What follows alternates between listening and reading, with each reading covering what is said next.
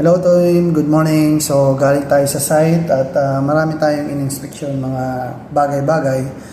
So yes, today's let's talk about grinder safety.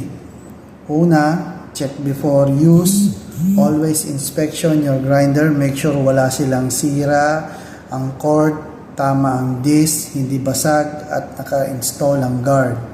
Pangalawa, of course, wear your PPE.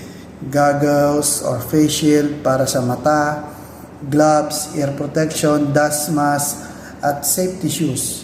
Huwag magsuot ng maluwang na damit at itali ang buhok.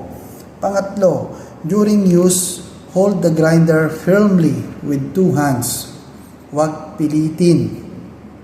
Keep correct angle and let the disc do the job. Paandarin muna ng ilang seconds bago idikit sa workpiece.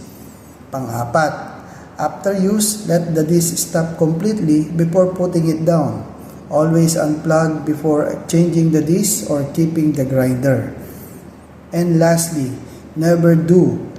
Huwag gumamit ng sirang disc or ng expired na disc. Huwag tanggalin ng guard, huwag gumamit ng walang training at iwasang magtrabaho mag-isa in case of emergency. Remember team, most accident come from the disc explosion or wrong usage.